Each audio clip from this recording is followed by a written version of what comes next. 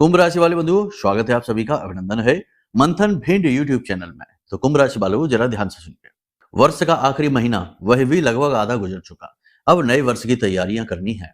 अपने जीवन काल में कुछ ऐसे बदलाव करने हैं जो नया वर्ष आपके जीवन के अनुसार, आपके मनोभाव और आपके खुद के व्यक्तित्व के अनुसार वाइब्रेट करे और आप उससे मैच कर सके। कहने का मतलब यह है कि यदि आपकी तरंगें नए वर्ष के तरंगों से मैच करती हैं तो आप बहुत तरक्की करेंगे।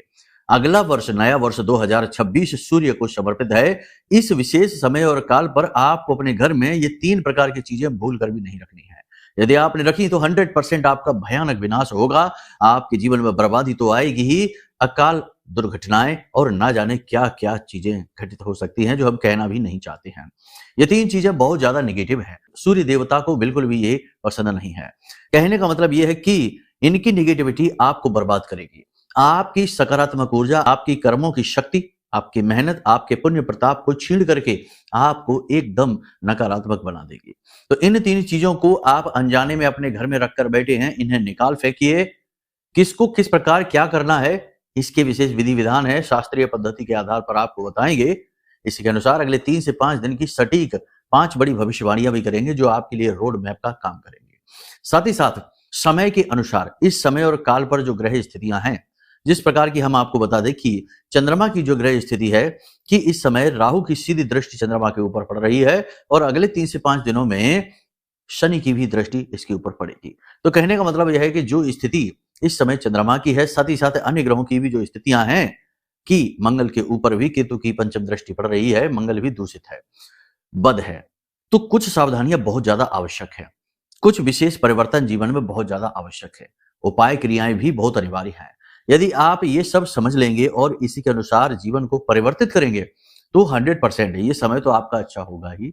आने वाला वर्ष भी आपका बहुत सुंदर होगा। आप वो सब कुछ पा जाएंगे जिसके लिए आप अब तक परेशान हैं।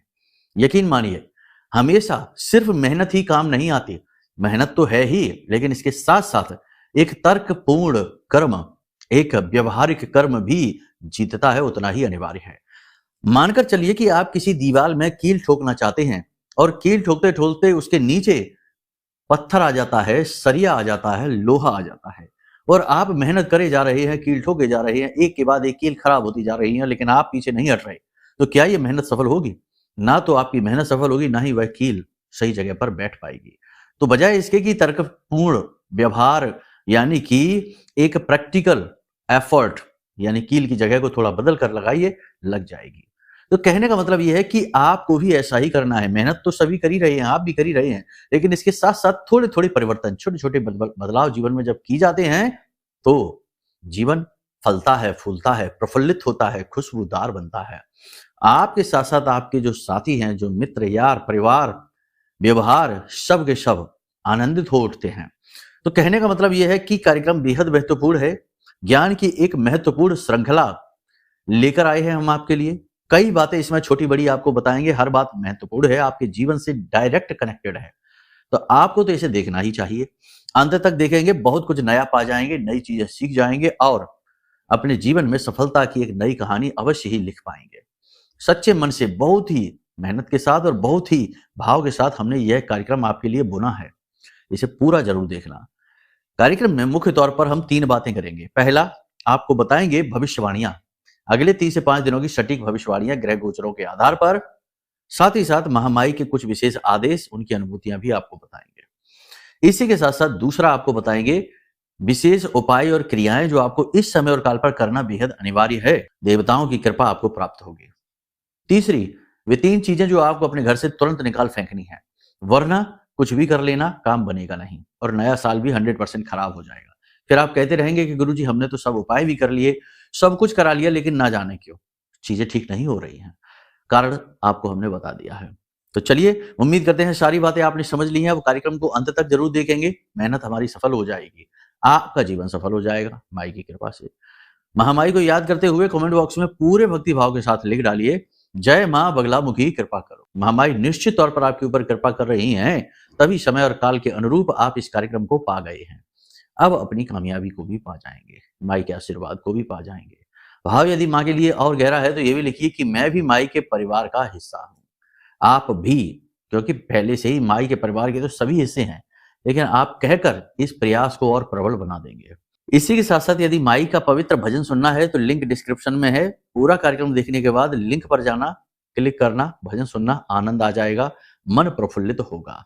जय माई की। बंधुओं, ज्योतिष और तंत्र विद्या के क्षेत्र में आचार्य अमित एक जाना माना नाम है। पूज्य गुरुदेव के साधनाओं और ज्योतिष विद्या के अनुभव बेहद दिव्य है। जी हाँ, पूज्य गुरुदेव ने जिसकी भी कुंडली का विश्लेषण किया और कुंडली के अनुसार उसे सटीक उपाय व महामाई माँ बगलामुखी की विशेष कृपा दी, उसके जीवन में सकारात्मक बदलाव तो आए ही है। फिर चाहे समस्या कितनी ही कठिन क्यों ना हो, समाधान तो अवश्य हुआ है। अब ऐसे में यदि आप भी अपने जीवन की किसी बड़ी समस्या से जूझ रहे हैं, जैसे कि कर्जा बढ़ता ही जा रहा है, काम धंधा और व्यापार सब रुक चुका है, रिश्ते नातों में तनाव हद से ज्यादा बढ़ गया है, पूरा जीवन ही नकारात्मकताओं से भर गया है, तो ऐसे में यही सही समय है जब आप श्रेष्ठ गुरु से मार्गदर्शन प्राप्त करें और जीवन के अंधकार को समाप्त कर दिव्य प्रकाश की ओर कदम बढ़ाएं। वीडियो में दिए गए नंबरों पर तुरंत संपर्क करिए और अपनी कुंडली का विश्लेषण व समाधान पूज्य गुरुदेव के द्वारा करवा लीजिए। देर ना करें, आपके देवी देवताओं के आशीर्वाद से ये मौका खुद चलकर आपके पास आया है, इसे गंवाना नहीं है। अभी फोन करें और गुरुदेव से मार्गदर्शन प्राप्त करें। महामाई आपका कल्याण करें। धन्यवाद। चलिए बात करते हैं 5 बड़ी भविष्यवाणियों की। देखो, इस समय चंद्रमा खराब है, कह सकते हैं। चंद्रमा पर राहु की दृष्टि है, केतु के साथ बैठा है, ग्रहण लगा हुआ है। और ग्रहण की स्थिति में चंद्रमा क्या करेगा? आपके मन को खराब करेगा, अनाप शनाप उल्टे विचार डालेगा, बहुत ज्यादा सोचेंगे, कई प्रकार के विचार मन में आएंगे, बहुत तेज गति से आएंगे, आप खुद ही कंफ्यूज हो जाएंगे। तो कहने का मतलब यह है कि ये समय और काल अगले 3 से 5 दिनों का है कंफ्यूजन का। और कंफ्यूजन में क्या होता है? कंफ्यूजन में होते हैं गलत निर्णय, गलत जगह पर पैसा इन्वेस्ट होता है, गलत इंसान पर भरोसा हो जाता है और गलत जीवन शैली भी हो जाती है। इंसान खाना पीना छोड़ देता है, व्यर्थ की टेंशन लेकर घूम रहा है। इतनी बड़ी टेंशन है नहीं जितनी वो लेकर घूम रहा है, और जो बड़ी टेंशन है उनको भी टेंशन लेकर आप दूर कर नहीं सकते हैं। यानी कि टेंशन लेने का कोई औचित्य ही नहीं बनता। चिंता चिता समा नास्ति बिंदु मात्र विशेषता, चिंता का कोई औचित्य बनता ही नहीं है। प्रयास करिए, एक व्यवहारिक प्रयास, प्रैक्टिकल अप्रोच आपको विजयी कराएगी। और वो आप कैसे कर पाएंगे? चंद्रमा अभी प्रतिकूल जरूर है, लेकिन ऐसा नहीं है कि चंद्रमा यदि कमजोर है तो वो आपको वीक करेगा ही करेगा, करेगा बिल्कुल। लेकिन अगर आप अपनी ऊर्जा को बदल देते हैं, सीधी सी बात है, आप समझिए, आप अपनी ऊर्जा को बदल देते हैं। जैसे बारिश हो रही है तो गीले तो सब होंगे ही होंगे, ऐसा नहीं है जो भी बारिश में जाएगा वो गीला होगा। लेकिन यदि आप छाता ले लेते हैं, छतरी ले लेते हैं, या किसी ऐसे वाहन में बैठ जाते हैं जिसमें छत है, जैसे कार है, तो आप बारिश से बच जाएंगे, गीले नहीं होंगे, है ना। तो वैसे ही आप अपनी अप्रोच को बदलेंगे। तो आप कैसे अपनी अप्रोच को? देखो, 50 तरीके की बातें सोचना बंद करो, जो मन में आ रहा है वो करना बंद करो, व्यवहार को नियंत्रित करो, एकाग्र हो जाओ, आंखें बंद करके बैठना सीखो, ध्यान की मुद्रा में बैठना सीखो, अपने आप को समेटना सीखो, इतना ज्यादा ना फैलाओ, ठीक है। कोई इसकी आवश्यकता नहीं है। पूरी दुनिया की जिम्मेदारी, ठेकेदारी आपने नहीं ले रखी है। इसके साथ क्या हो रहा है, उसके साथ क्या हो रहा है, ऐसा क्यों हो रहा है, वैसा क्यों हो रहा है, यहां से ऐसा हो गया, अब ऐसा हो गया, पहले ऐसा था, हमारी जिंदगी पहले ऐसी थी, अब ऐसी होगी। 500 तरीके की बातें सोचने की जरूरत नहीं है। पहले आप ये सोचिए कि आपके सामने क्या है, इस समय आपके सामने क्या प्रॉब्लम है, इस समय आपके सामने क्या काम है, भगवान ने आपको क्या जिम्मेदारी दे रखी है, इस समय आपका सबसे महत्वपूर्ण कर्म क्रिया क्या है, बस उस पर ध्यान दीजिए और उसे ही बेहतरीन तरीके से करने की कोशिश करिए। और आप देखेंगे कि जब आप इस विधि से आगे चलेंगे, यानी अपना फोकस, अर्जुन महान धनुर्धर क्यों बना? क्योंकि वो महान था, इसलिए महान धनुर्धर बना। उसका फोकस सबसे ज्यादा बेहतरीन था। तो फोकस को अपने एकाग्र करिए, है ना। इधर उधर तितर बितर रहेंगे तो बहुत ज्यादा व्याकुल हो जाएंगे, और फिर चंद्रमा खराब है तो और ज्यादा आपको कंफ्यूज, व्याकुल कर देगा, ओवर थिंकिंग कराएगा, डिप्रेशन में ले जाएगा, सिर में दर्द की समस्या उत्पन्न कर देगा। इस समय और काल पर यह भी होगा कि आप इमोशनल फूल, यानी कह सकते हैं कि भावनात्मक रूप से मूर्ख बनाए जा सकते हैं। बहुत आसान रहेगा। कुछ लोग आपके आसपास ऐसे होंगे, कुछ ऐसे आपके जीवन में आ जाएंगे जो आपको इमोशनली जानते हैं कि ये कमजोर है, तो उसी प्रकार के आपके बटन दबाएंगे, उस प्रकार की बातें करेंगे जिससे आप पिघलेंगे और आपसे काम निकलवा लेंगे, आप फंस जाएंगे। किसी और की मदद करने के चक्कर में आप अपना नुकसान करवा बैठेंगे, अपने पैसे किसी को दे देंगे या अपनी गारंटी किसी को दे देंगे। किसी से पैसे लेकर किसी को दिलवा दिया, आप बीच में आ गए, गारंटी दे देंगे। तो ये गारंटी नहीं किसी की भी लेनी, ना ही किसी को पैसे देने, ना ही किसी को अपनी जरूरत से ज्यादा चीजें देनी है, ठीक है ना। अपना नुकसान नहीं कराना है। मदद कर दो, कोई समस्या नहीं है, मदद करनी भी पड़ती है, लेकिन मदद की ये देखो कि सीमा कहाँ समाप्त हो जाती है। किसी की मदद करते करते जहां आपके जीवन में परेशानी शुरू हो जाती है, वहीं मदद की सीमा समाप्त हो जाती है। हाथ जोड़कर बड़े प्रेम से ना बोल दो कि भाई अब नहीं, इतनी ही सीमा है हमारी, अब आप अपना खुद देख लो। एक चीज याद रखना कि जब आप किसी को दुखी देखते हैं और आप भी दुखी हो जाते हैं, ये आपका स्वभाव है, ठीक है। बेसिक आपका फंडामेंटल आपका जो थॉट प्रोसेस है वो ऐसा ही है कि आप भी दुखी हो गए, फिर आपके मन में आया कि इसकी मदद करते हैं, आप उसकी मदद करने लगे। जब आप जरूरत से ज्यादा किसी की मदद करते हैं तो आप उसके दुख, उसकी तकलीफ अपने जीवन में बुलाने लग जाते हैं। फिर वो सुखी हो सकता है लेकिन आप दुखी हो जाएंगे। वैसे तो नियम ये है प्रकृति का, वो सुखी होगा ही नहीं क्योंकि उसके भाग्य में दुख लिखा है। आप उसको 10 लाख रुपए भी दे देंगे, उसे भी जाके कहीं लुटा देगा, जुआ खेल लेगा, गिरा देगा, कहीं स्कैम हो जाएगा, ये हो जाएगा, वो हो जाएगा, मतलब वो तो जगह तो रहेगा ही, लेकिन आप उसकी दुख, उसकी तकलीफ, उसके कष्ट अपने जीवन में जरूर ले आएंगे, आप परेशान हो जाएंगे। एक चीज याद रखना कि इस समय और काल पर आपको आलस भी आ सकता है, काम को टालने की आदत भी हो सकती है। हो सकता है काम करने का मन ना करे, जितना काम की जरूरत है उतना ही काम करने का मन करे, उससे थोड़ा ज्यादा नहीं। लेकिन ये चीज खराब होगी। इस समय सक्रियता की बहुत अधिक आवश्यकता है, आपको एक्टिव रहने की जरूरत है। दिमाग तो आपका एक्टिव है लेकिन गलत डायरेक्शन में, उसे सही दिशा में लेकर आइए। अपने करियर, अपने जीवन, अपने काम, अपने घर पर फोकस करिए और अपने स्वास्थ्य के ऊपर फोकस करिए। जिस समय जिस चीज की सबसे अधिक आवश्यकता है बस उस पर फोकस करिए, इधर उधर अपने दिमाग को डाइवर्ट ना करिए। फिर जितनी जहां जरूरत है उतनी वहां पर एफर्ट लगाइए, यानी सक्रियता, एक्टिविटी को भी आगे महत्व दीजिए।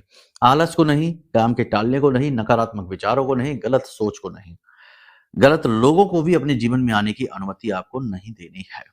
किसी भी प्रकार से लालच में नहीं पड़ना है, मन में वासना बढ़ेगी।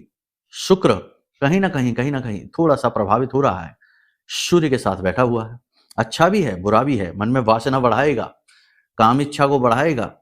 गलत प्रेम संबंधों में फंस सकते हो, गलत व्यक्ति से कांटेक्ट में आ सकते हो, दुरुपयोग हो सकता है।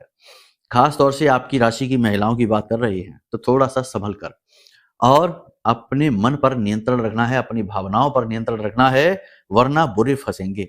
घूस रिश्वत देने की नौबत आए ना देना ना लेना, और ना ही शॉर्टकट के चक्कर में पड़ना कि जल्दी से अमीर बन जाते हैं, यहाँ पैसा इन्वेस्ट कर लेते हैं, 6 महीने में डबल हो जाएगा, 2 महीने में डबल हो जाएगा। बहुत सी तो महान मूर्तियां आ जाती हैं जो कुंडली दिखाती हैं, कहती हैं कि हमसे कहा गया था गुरु जी कि एक ही महीने में पैसे डबल हो जाएंगे। तो ऐसा नहीं करना है, पैसा डबल करना ही नहीं है, ठीक है। आप तो बस अपना काम करिए, जब डबल ट्रिपल या 1000 100 गुना करना होगा वो ऊपर वाला करता रहेगा, वो उसका काम है। भगवान श्री कृष्ण ने क्या कहा है, आप अपना कर्म करिए बस। देना क्या है, कितना देना, कब देना, देना भी है कि नहीं देना है, ये भगवान ने अपने हाथ में रखा है। तो भगवान बनने की कोशिश ना करिए, ठीक है। आप बस अपना प्रयास करिए, मेहनत करते रहिए। सच्चे मन से किया गया प्रयास का फल भी सच्चा होता है, ये याद रखना, वरना तो शनिदेव की भूमिका ही समाप्त हो जाएगी। तो बस यहाँ पर मिलावटी विचार, मिलावटी कर्म नहीं करने हैं।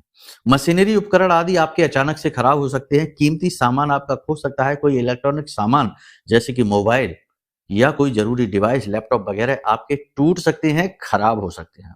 थोड़ा सा ध्यान देना है, ठीक है। आपके साथ किसी प्रकार का छल हो सकता है, आपके साथ किसी प्रकार का इलेक्ट्रॉनिक डिजिटल फ्रॉड हो सकता है, थोड़ा इसके लिए आप अलर्ट रहना।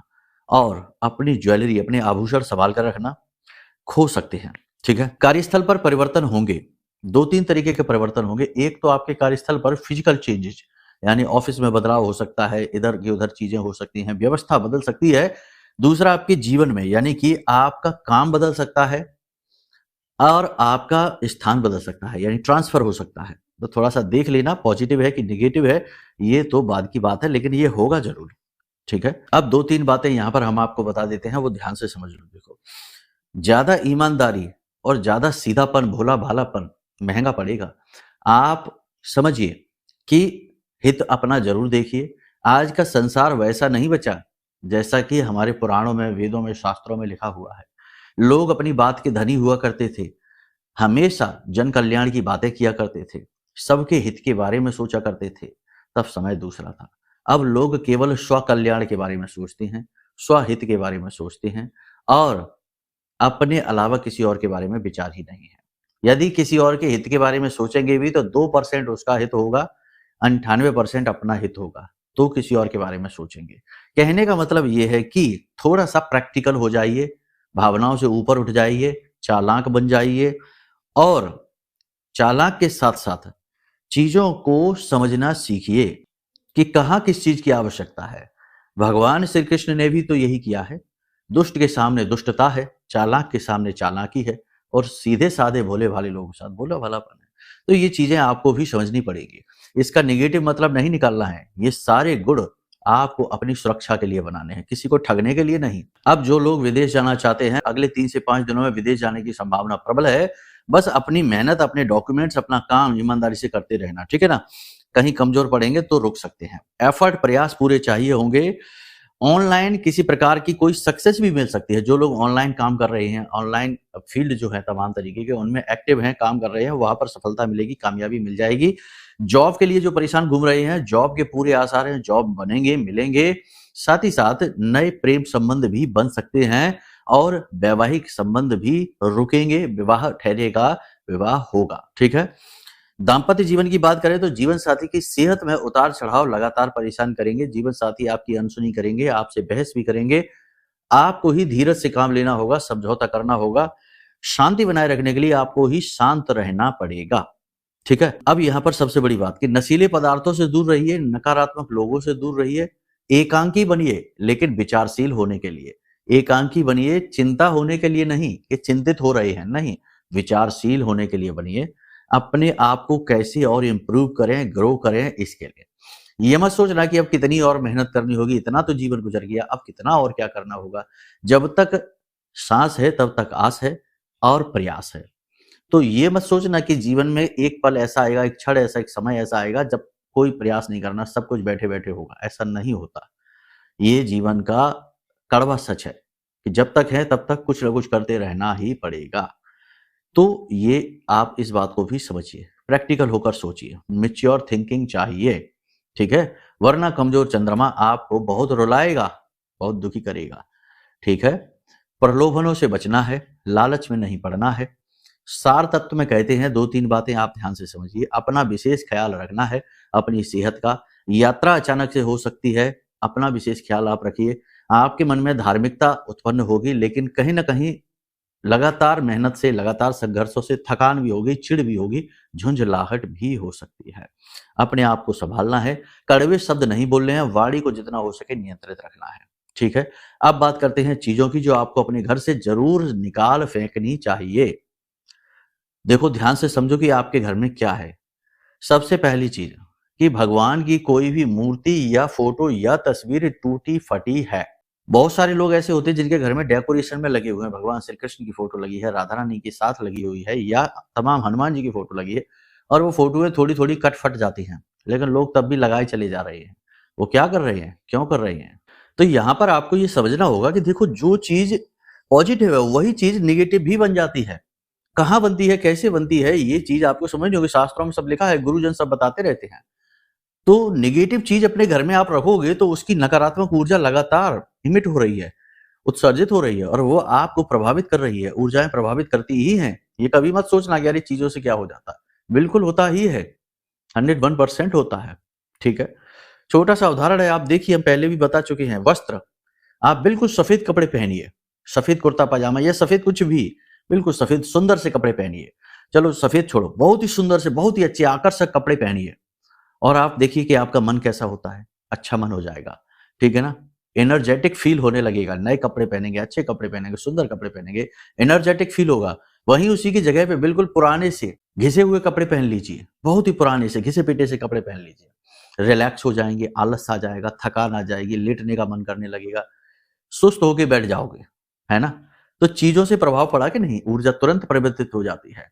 तो चीजों का प्रभाव है।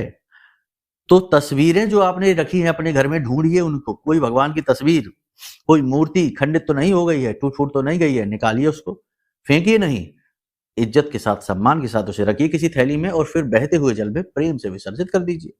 उस मूर्ति फोटो में भगवान तो वैसे भी नहीं है, ठीक है, वो तो जा चुके। जैसे ही वो खंडित हुई, भगवान गए, अब उसमें भूत है, तो उसे विसर्जित कर दो, ठीक है। अस्थि कलश, बहुत सारे लोग रखे रहते हैं अस्थि कलश, जाएंगे तब विसर्जित करेंगे, जाएंगे तब विसर्जित करेंगे, रखा हुआ है। अरे नहीं भाई, जिसको जाना था वो जा चुका, अब उससे जुड़ी चीज डायरेक्ट कनेक्टेड है, वो चीज ना रखो, वरना अब प्रेत आएंगे, पिशाच आएंगे, नकारात्मकता आएगी, तो इसे विसर्जित कर देना, ठीक है, अस्थि कलश। इसी के साथ साथ कोई शोक पत्र, देखिए कभी कभी शोक पत्र आ जाते हैं घर में, लोग रख लेते हैं, नहीं, शोक पत्र घर के बाहर रखा जाता है। शोक पत्र देखिए, कोई कबाड़, इलेक्ट्रॉनिक सामान टूटा फूटा, खराब इलेक्ट्रॉनिक सामान घर में ढूंढिए, निकाल कर फेंकिए। सूखे पौधे, पौधे ऐसे हैं जो सूख चुके हैं लेकिन तब भी लगे हुए हैं, निकाल फेंकिए, बुध खराब हो जाएगा आपका। इसी के साथ साथ पुरखे पूर्वजों की तस्वीर मंदिर में लगा रखी है, पूजा घर में लगा रखी है। बहुत से लोगों ने तो अपने गुरुजनों की तस्वीर भगवान के बगल से लगा रखी है, भगवान के ऊपर लगा रखी है, भगवान नीचे बैठे हैं, गुरुजन की तस्वीर ऊपर लगी है और हाथ जोड़ते हैं गुरु जी। अरे ठीक है, गुरु जी हैं, गुरु ब्रह्मा, गुरु विष्णु, गुरु देवो महेश्वरा, बिल्कुल हैं, कोई इसमें शक नहीं है।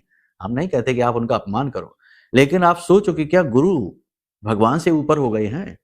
अगर आपके गुरु आ जाएं इस समय, जिस भी लोक में है वहां से आपके सामने आ जाएं और अपनी तस्वीर भगवान के बगल से लगी देखेंगे, तो आपको तारीफ देंगे, आपको ये कहेंगे कि बहुत अच्छा कार्य किया बच्चा, ऐसा कहेंगे? नहीं, डांटेंगे आपको, ये क्या कर रहे हो? जिनकी उन्होंने पूजा की उनके बगल में उनकी ही तस्वीर लगा दी, तो ये पाप कर्म नहीं करना है, इससे उनको भी पाप लगता है, दोष उत्पन्न होता है और आपको तो खैर लगेगा ही लगेगा, तो ये नहीं करना है। इसी के साथ साथ नशीले पदार्थ, बहुत से लोगों का शौक होता है, तमाम तरीके के शौक होते हैं, हम नाम नहीं लेना चाहते, तो शौक होते हैं, अपने घर में रखते हैं सामान तरह तरह का, अरे ये ऐसे वैसे, अरे नहीं ठीक है, उल्टी पुल्टी काम नहीं करिए, और काम करिए तो फिर उम्मीद ना करिए कि कुछ अच्छा होगा, फिर तो जिंदगी भी वैसी ही रहेगी, ठीक है ना, तितर बितर। जब तक सुधरोगे नहीं तब तक कुछ बनोगे नहीं, और जब सुधरे नहीं हो और तब भी बनने जैसा अनुभव हो रहा है, तो वो असल में आपके संचित पुण्य कर्म हैं जो आप खर्च कर रही हैं, आपका बैंक बैलेंस है। जिस दिन खत्म हो जाएगा उस दिन धड़ाम से नीचे आ गिरोगे और फिर उठने का कोई मौका भी नहीं लगेगा, क्योंकि पाप कर्म भी संचित हो रहे हैं, फिर ये भुगतोगे, ठीक है। तो कर्म का नियम समझ लेना, ऐसे कर्म ना करना कि बाद में रोना पड़े। यहां तक सारी बातें आपने समझ ली हैं, अब उपायों की बात करते हैं। ये सबसे महत्वपूर्ण है, इस समय और काल पर उपाय करिए। इत्र, गुलाब का, केवड़े का, कोई भी मिल जाए, कोई भी इत्र अपने शुक्र पर्वत पर यहां लगाइए दोनों हाथों में, और धीरे धीरे हल्के हल्के हाथों से मसाज करिए। कोई मंत्र नहीं, कोई कुछ नहीं, थोड़ा सा इत्र अपने इधर गर्दन के इस भाग में और गर्दन के इस भाग में जरूर लगाइए, बहुत ज्यादा आवश्यक है। शुक्र एक्टिवेट होगा, धन संपत्ति आएगी, मानसिक सुख शांति आएगी, रिश्तों में प्रेम बढ़ेगा, पैसे का फ्लो बनेगा, ठीक है। शुक्र को एक्टिवेट कर लिया हमने। प्रतिदिन मंदिर जाइए, शुक्र को एक्टिवेट करने की दूसरी विधि, प्रतिदिन मंदिर जाइए, भगवान भोलेनाथ के मंदिर जाइए, 5 बेल पत्र चढ़ाइए, हल्दी से टीका करके बेल पत्र को फिर चढ़ाना है, ठीक है। 5 बेल पत्र प्रतिदिन, अगले 3 से 5 दिन जाइए मंदिर, शुक्र भी ठीक हो गया और भोले बाबा की कृपा और आशीर्वाद। इसी के साथ साथ 2-3 चीजें हैं जो शिवलिंग पर आप जरूर चढ़ाइए, जैसे कि शहद, काले तिल और अनार का रस। यदि आपने ये 3-4 चीजें शिवलिंग पर चढ़ा दी, बेलपत्र भी चढ़ा दिया और अभिषेक कर दिया, तो समझो कि आपके वारे न्यारे हो गए। ऐसे काम बनेंगे, ऐसे काम बनेंगे कि आप सोच भी नहीं पाएंगे। क्यों? क्योंकि भगवान तो, महादेव तो सबके ऊपर है, तभी तो महादेव है, देवों के देव है। चंद्रमा को सिर पे धारण कर रखा है, तो चंद्रमा ही तो कमजोर है, उसे ही तो पॉजिटिव कर लेंगे आप। तो ये चीजें हैं, इनको आप कर लीजिए। अब कोई और बड़ी समस्या जीवन में है, प्रयास फलित नहीं हो रहे, बड़ा परेशान चल रहे हैं और कुछ समझ में नहीं आ रहा है, कार्यक्रम देख देख के भी कुछ समझ में नहीं आ रहा है, क्योंकि जो हम बता रहे हैं वो सब तो ग्रह गोचर हैं। कुंडली आपकी क्या कहती है, कुंडली आकलन जरूर करा लेना, क्योंकि समय काल भी बदल रहा है, वर्ष बदल रहा है, नई ऊर्जा का अनुभव करेंगे आप, नई फ्रीक्वेंसी, नई वाइब्रेशंस। तो ऐसे में आप उनके साथ सही से रेजोनेट कर पाएंगे कि नहीं, तालमेल बैठा पाएंगे कि नहीं, इसके लिए कुंडली आकलन करा लो। अभी सही समय और काल है। जो भी कुंडली के दोष हैं उनके उपाय करेंगे, दोष समाप्त हो जाएंगे, 10-15 दिन में बिल्कुल क्लीन हो जाएंगे आप, और नए कार्यों में सफलता के लिए तैयार नए वर्ष में। इसी के साथ साथ यह महारक्षा कवच है, इसे भी जरूर मंगवा लो, क्योंकि आपको सुरक्षा की बहुत अधिक आवश्यकता है।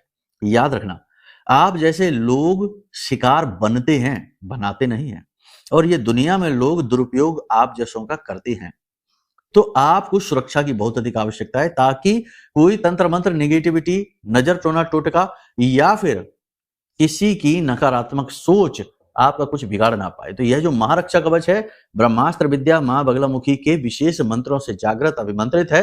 हर कार्यक्रम में हम बोलते हैं, इसे तुरंत मंगवा लो और धारण कर लो। सुरक्षा आपकी हो गई, कुंडली आपकी बन गई, कुंडली के दोष मिट गए, अब भला तरक्की कौन रोकेगा। नए वर्ष में इतिहास लिख दोगे, इतनी तरक्की करोगे, ठीक है। बस उम्मीद है कि सारी बात आपने समझ ली है। अब यदि कोई सहायता चाहिए, कुंडली करानी है, मच्छमड़ी चाहिए जो राहु का तोड़ है बहुत अच्छा, वो भी हमने कुछ मंगवाई है, अभिमंत्रित की हैं। महारक्षा कवच चाहिए या किसी अन्य प्रकार के ज्ञान या नॉलेज चाहिए तो कोई बात नहीं है, वीडियो में नंबर है, फोन कर लेना, सब कुछ आपको बता देंगे। ठीक है, तो चलिए कार्यक्रम को यही विराम देते हैं। प्रेम से बोलिए जय माई की, जय माँ बगलामुखी। हमारे प्रिय और परम पूज्य आचार्य जी ने अपनी साधनाओं के अनुभवों पर आधारित शक्तिशाली उपाय और क्रियाओं के माध्यम से हजारों लोगों के जीवन को पूरी तरह से बदला है। आचार्य जी के द्वारा बताया गया हर एक उपाय इतना सटीक और कारगर होता है कि जो भी इसे पूरे भाव के साथ कर लेता है उसे साक्षात महामाई की कृपा और आशीर्वाद प्राप्त हो जाती है। इसलिए निसंकोच इन उपायों को पूरे भाव के साथ करिए, आपका कल्याण होगा। जय माई की।